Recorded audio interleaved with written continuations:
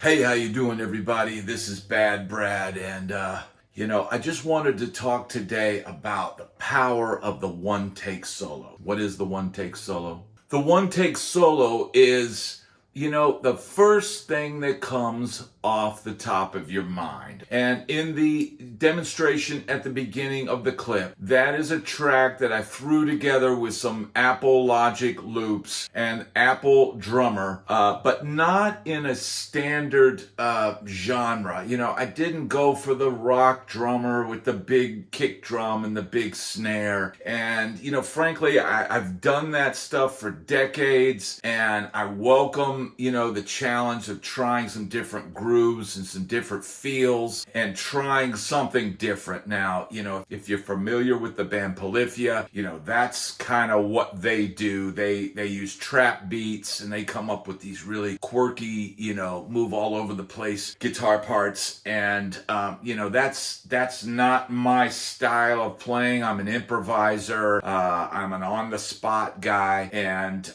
so playing over those kind of grooves, though, can bring out some different aspects of your playing. Whether you're a fan of a style of music or not, it's important to challenge yourself and try different things, okay? It's very easy for us as guitar players to get comfortable in what we're playing and get in a rut. And ways to break out of that rut is to just try something different. And also, I want to talk about the beauty of the one take solo, okay? So the clip, the demo at the top of the video, I literally threw that groove and that loop together, and it took me about 5 minutes to just click and drag and click on Apple Logic Drummer, and here's a trap drum beat. Then just pick up my guitar, figure out what key it's in, hit record, and go. And that's exactly what you heard. That's the first thing that came off the top of my head. I was exploring the tonality of the bass line and, trying some different scales. It's at points I was playing Dorian, at points I was playing natural minor, I was playing melodic minor at points, and then, weaving in some outside playing.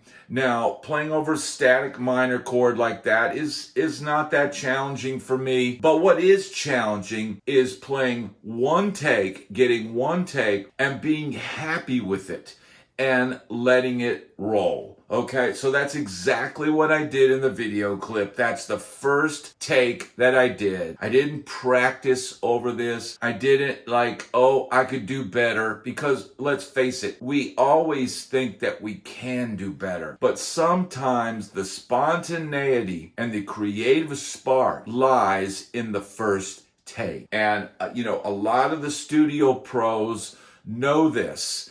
And, if you get a good first take or a great first take, you should really take a step back and think, you know what? Let's keep that. Now, back in the days of tape, they'd say, no, I think you can do better. And they'd erase over your pass. And, once they did that, the old take was gone. That great first take, that great creative spark. And sometimes what you can find yourself doing is chasing your tail. And you're just running around in circles. Oh, I could do better. I could do better. Michael Wagener, the famous producer that produced Metallica and Dokken and, everybody from Extreme and even Janet Jackson. And he told me a story once about George Lynch and how George Lynch had done this cool thing on a Dokken song. Now, you guys out there that are familiar with the Dokken catalog and know it better than I do, because I'm a fan, but I'm more of a casual fan,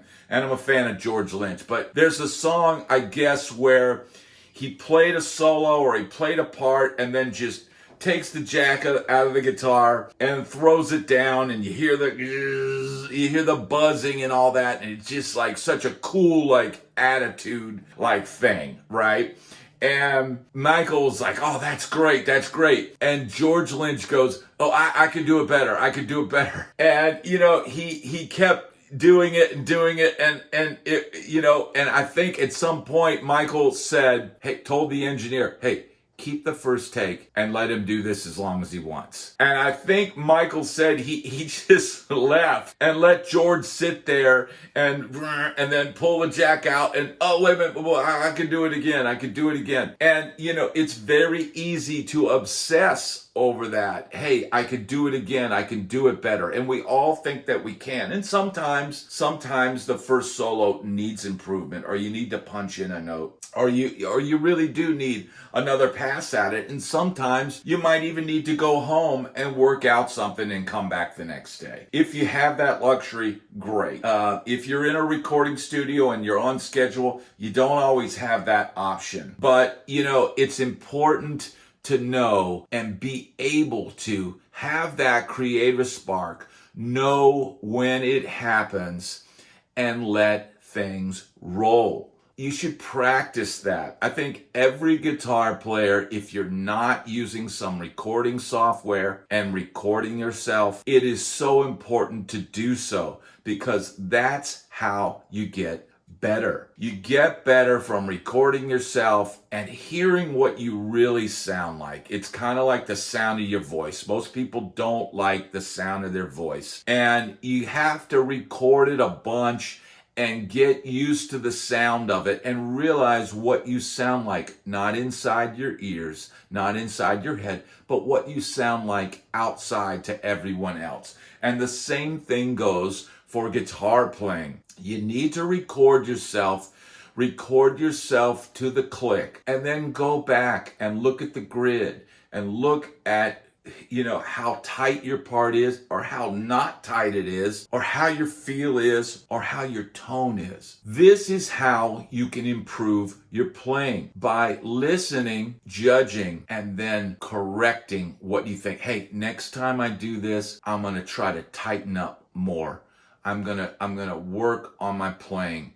Or next time, maybe I'll use less reverb, or like in my demo at the top, oh man, I'm just drenched in reverb and delay. But, I was having fun, man. I just wanted a great, sound that was just swimming all over the place. But, it's also important to record yourself without a lot of effects. And if you want to be really brutal and hard on yourself, take all the gain off of your tone and record yourself that way. You should be able to play the same things that you play with tons of distortion that you can play clean. All of these things are great tips for everybody out there, okay? If you're just a bedroom player, but you're trying to get better and maybe start a band with some of your friends, doing some of this work beforehand is going to get you to where you need to be. And you never know how that